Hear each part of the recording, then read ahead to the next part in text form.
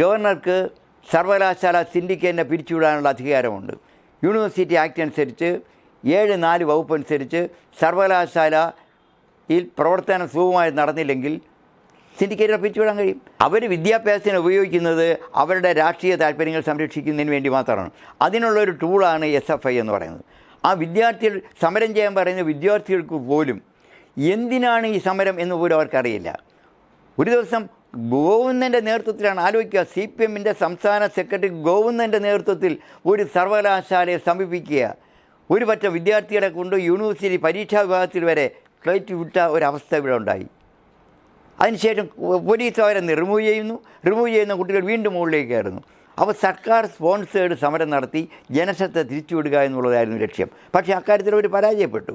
ഇപ്പോൾ ജനങ്ങളുടെ താല്പര്യങ്ങൾ ജനങ്ങൾ എതിരാകുമെന്ന് കണ്ടതുകൊണ്ടാണ് വൈസ് ചാൻസലർ വരാനായിട്ട് ഇന്നലെ അനുവദിച്ചത്. ഇന്നലെ വൈസ് ചാൻസലറോട് എത്തിയപ്പോൾ ഒരു സമരവുമില്ലായിരുന്നു.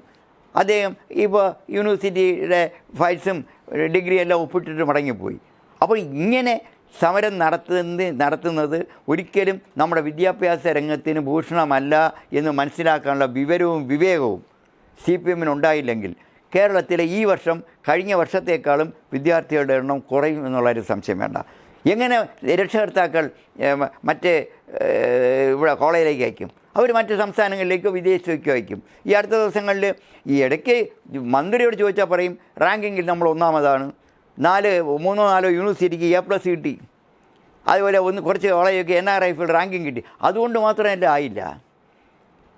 അങ്ങനെ ആയിരുന്നെങ്കിൽ ഇവിടെ നിന്നുള്ള വിദ്യാർത്ഥികൾ വിദേശത്തേക്കോ അന്യ സംസ്ഥാനങ്ങളിലേക്കോ പോവില്ലല്ലോ.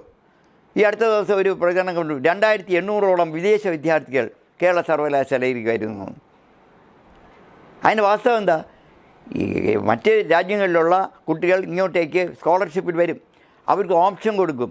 ഓപ്ഷൻ കൊടുത്തപ്പോൾ 2800 കുട്ടികൾ കേരള യൂണിവേഴ്സിറ്റി ഓപ്ഷൻ കൊടുത്തു.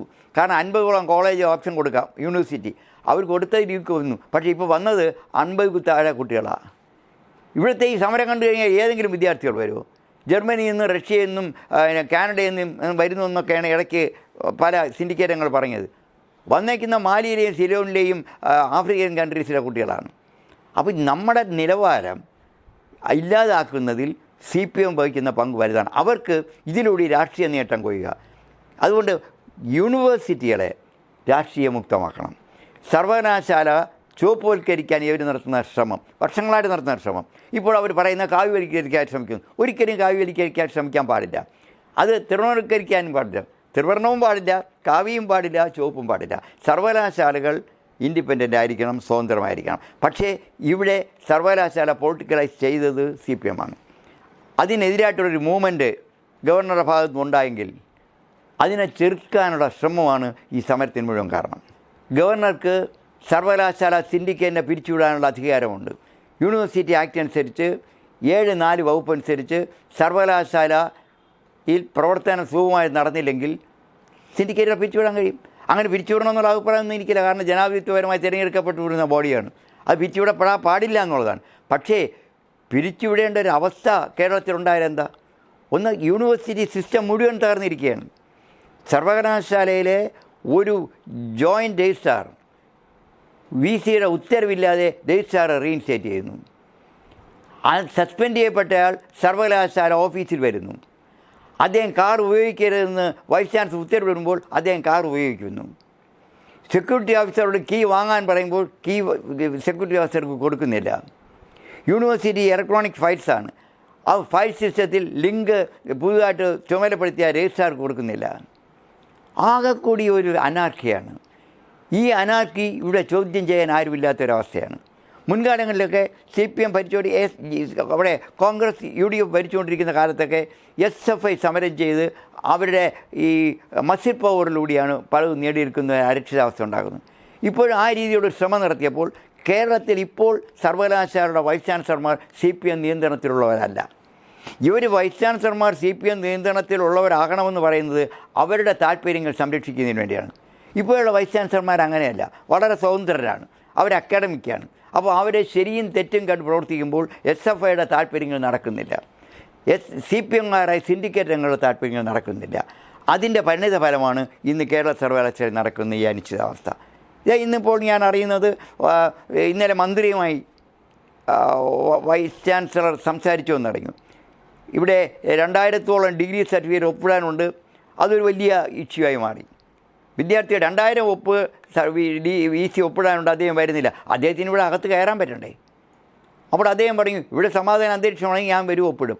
അവസാനം എന്താണെന്നറിയില്ല, ഗവർണർ ഇടപെട്ടനുസരിച്ച് ഗവർണർ തന്നെ പറഞ്ഞു ഒപ്പിടുക, പോലീസ് സംരക്ഷണയോട് വരാൻ പറഞ്ഞു. അദ്ദേഹം ഇന്നലെ വന്നു, 2000-ഓളം സർട്ടിഫിക്കറ്റ് ഒപ്പിട്ടു, ഇതിലുള്ള പെൻഡിങ് ഫയൽസ് എല്ലാം തീർത്തു. അതിനുശേഷം മന്ത്രിയുമായിട്ട് സംസാരിച്ചപ്പോൾ ഞാൻ മനസ്സിലാക്കുന്നത് മന്ത്രി അടിയന്തിരമായിട്ട് ഈ സമരം ഒത്തുതീർപ്പാക്കണമെന്ന് പറഞ്ഞു. അത് തീർച്ചയായിട്ടും ഒരു മന്ത്രിയുടെ നമ്മുടെ ഉന്നത വിദ്യാഭ്യാസ മന്ത്രി ചെയ്യാൻ ബാധ്യതയാണ്. അതനുസരിച്ച് VC-യുമായിട്ട് സംസാരിച്ചു. പക്ഷേ അവർ പറയുന്നത് രജിസ്ട്രാറെ പ്രൊട്ടക്റ്റ് ചെയ്യണം. ഇത്തരത്തിൽ വൈസ് ചാൻസലർ സസ്പെൻഡ് ചെയ്ത ഒരു രജിസ്ട്രാർ ചട്ടപ്രകാരം അദ്ദേഹം കോടതിയിൽ പോയിട്ട് പോലും അദ്ദേഹത്തിന് നീതി ലഭിച്ചില്ല. നീതി ലഭിക്കാത്തതുകൊണ്ട് അവിടെ കേസ് കൊടുക്കുകയും കേസ് വിഡ്രായും ചെയ്തപ്പോൾ കോടതി കേസ് വിഡ്രായാൻ അനുവദിച്ചപ്പോൾ അത് വിജയമാണെന്നാണ് പറയുന്നത്. അത് കോടതി അനുകൂലമായി വിധിച്ചെന്നാണ് പറയുന്നത്. ഇവിടെ സിൻഡിക്കേറ്റിൻ്റെ യോഗം ചേർന്നപ്പോഴത്തേക്കും ഈ യോഗത്തിൽ തീരുമാനമെടുക്കാതെ ബഹളം ഉണ്ടായി. അന്നത്തെ വൈസ് ചാൻസലർ സിസ തോമസ് യോഗം പിരിച്ചുവിട്ടു. യോഗം പിരിച്ചുവിട്ടതിന് ശേഷം സമാന്തരമായിട്ട് അവർ യോഗം ചേരുന്നു. ആ യോഗത്തിൻ്റെ തീരുമാനമനുസരിച്ച് രജിസ്ട്രാർ തിരിച്ചെടുത്തെന്ന് പറഞ്ഞാൽ കേരള സർവകലാശാല 88 വർഷത്തെ പാരമ്പര്യമുള്ള സർവകലാശാലയാണ്. ഇതിനു മുമ്പ് വ്യത്യസ്തങ്ങളായ രാഷ്ട്രീയ പാർട്ടികളുടെ അഭിപ്രായ വ്യത്യാസങ്ങളുണ്ടായാലും ഇങ്ങനെ പാരലായിട്ട് സിൻഡിക്കേറ്റ് യോഗം ചേർന്ന് ഒരു വൈസ് ചാൻസലറെ പുതുതായിട്ട് അവരോധിച്ച് തീരുമാനമെടുക്കുന്ന ചരിത്രത്തിലാദ്യമാണ്. അപ്പോൾ ഇത് തികഞ്ഞ ഹൂളിഗാനിസമല്ലേ, ഇത് അനാർക്കിയല്ലേ? അതിന് പ്രധാന കാരണം സർവകലാശാലയും മുൻകാലങ്ങളിലൊക്കെ CPM ആയാലും അവർ സിൻഡിക്കേറ്റിലേക്ക് നോമിനേറ്റ് ചെയ്യുന്നത് വളരെ പക്വതയുള്ള വളരെ അക്കാഡമിക്കായിട്ടുള്ള ആൾക്കാരെയാണ്. ഇപ്പോഴേ ഈ SFIയിലും DOFIയിലും നടക്കുകയും കോപ്പി അടിച്ച് PhD എടുക്കുകയും ചെയ്തവരെ വിദ്യാഭ്യാസ വിചക്ഷണർ എന്ന വേഷം കെട്ടി സർവകലാശാല അവരോധിക്കുകയാണ്. അവരുടെ നിയന്ത്രണത്തിൽ സർവകലാശാല നിൽക്കണമെന്നുള്ളതാണ് അവരുടെ ആവശ്യം. പക്ഷേ അതിന് നമ്മുടെ കേരള VC ഡോക്ടർ മോഹൻകുന്ന് മേൽക്കൂടുന്നില്ല. അദ്ദേഹം കർശനമായ നടപടി എടുക്കുമെന്ന് പറയും. കാരണം പാരലായി സിൻഡിക്കേറ്റ് കൂടാൻ പാടില്ല, സസ്പെൻഡ് ചെയ്ത് രജിസ്ട്രാർ പുറത്ത് നിൽക്കണം, എൻക്വയറി കഴിഞ്ഞ് തിരിച്ചു കയറണം. അപ്പോൾ എടുത്തേക്കുന്ന നിലപാടുകളെല്ലാം വളരെ ശരിയാണ്. അപ്പോൾ അതിനെതിരായി ഉള്ളൊരു മൂവ്മെൻറ്റാണ് ഇവിടെ നടത്തിയത്. അപ്പോൾ ആ മൂവ്മെൻറ്റിൽ വിദ്യാർത്ഥികൾ നിരവധികം പരാജയപ്പെട്ടു എന്നുള്ളതാണ് സത്യം. ഈ സമരത്തിലൂടെ ഗവർണർ നടത്തുന്ന നീക്കങ്ങളെ അടിച്ചമർത്താമെന്നാണ് നിലവിൽ കരുതുന്നത്. പക്ഷേ അങ്ങനെ ഒരു നീക്കത്തിലേക്ക് കടക്കാൻ സാധിക്കുമോ? ഗവർണറുടെ തീരുമാനം തന്നെ ആയിരിക്കത്തില്ലേ അന്തിമം? അല്ല, സർവകലാശാല ആക്ട് അനുസരിച്ച് വൈസ് ചാൻസലറുടെ അധികാരങ്ങൾ വളരെ വലുതാണ്. ഇവർ പറയുന്നത് സിൻഡിക്കേറ്റ് പോലെ തന്നെ ഈക്വലായിട്ടുള്ള ഒരാളാണ്, സിൻഡിക്കേറ്റ് മെമ്പർക്ക് തത്തുല്യമായ ആളാണ് വൈസ് ചാൻസലർ എന്നാണ് ഇവരെല്ലാം ചാനലിലൊക്കെ സംസാരിക്കുന്നത് കേട്ടു. സിൻഡിക്കേറ്റ് അംഗങ്ങൾക്ക് യാതൊരു അധികാരവുമില്ല.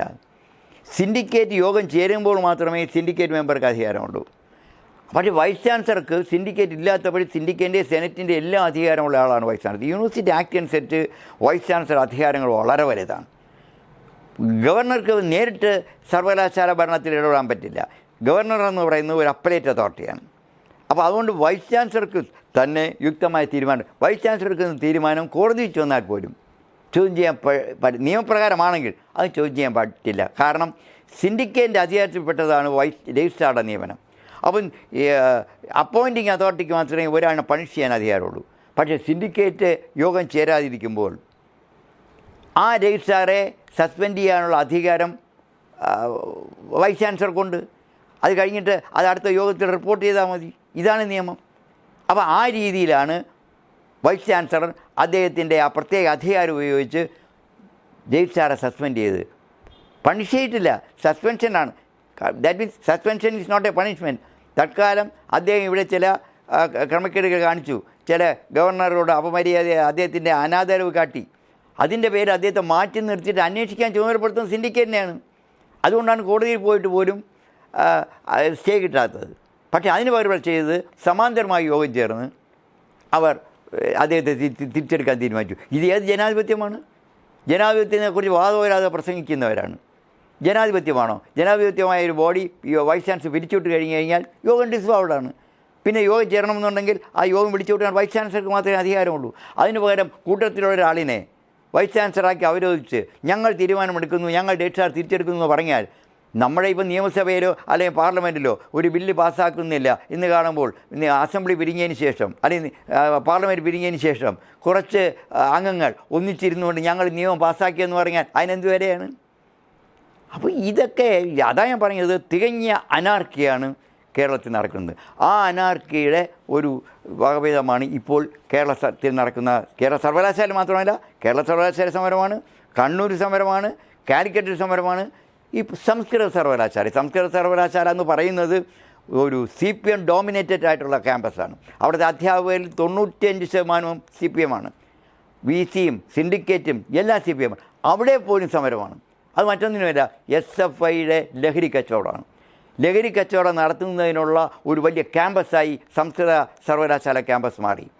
അവിടെ നിന്ന് പോലീസിൻ്റെ റിപ്പോർട്ടുകളുണ്ട്. അപ്പോൾ അതിനെ തുടർന്ന് അവിടെ ചില നിയന്ത്രണം കൊണ്ടുവരികയും സിൻഡിക്കേറ്റ് ക്യാമ്പസ് 10 മണിക്ക് അടച്ചിടാൻ തീരുമാനിച്ചപ്പോൾ ക്യാമ്പസ് 24 മണിക്കൂറും തുറന്നിടണമെന്ന് ആവശ്യപ്പെടുന്ന വിദ്യാർത്ഥികൾ SFI വിദ്യാർത്ഥികളാണ്. അപ്പോൾ അവർ തന്നെ ഇപ്പം SFI വിദ്യാർത്ഥികൾക്കെതിരെ നിലപാടെടുക്കേണ്ട ഒരു സ്ഥിതി സംസ്കൃത സർവകലാശാലയിലെ CPM-കാരായ സിൻഡിക്കേറ്റ് രംഗങ്ങൾക്ക് വന്നിരിക്കുകയാണ്. അപ്പോൾ ഇവിടെ കേരളത്തിലെ വിദ്യാർത്ഥികളെ അഴിച്ചുവിട്ട് സർവകലാശാലകളെ തകർക്കുന്നതിലൂടെ നമ്മുടെ വിദ്യാർത്ഥികൾ കേരളം വിട്ടു പോകുന്നുണ്ടെങ്കിൽ വളരെ ആസൂത്രിതമായൊരു ശ്രമം CPM നടത്തുന്നത് സ്വകാര്യ സർവകലാശാലയിലേക്ക് വിദ്യാർത്ഥികളെ എത്തിക്കുന്നതിന് വേണ്ടിയാണ്.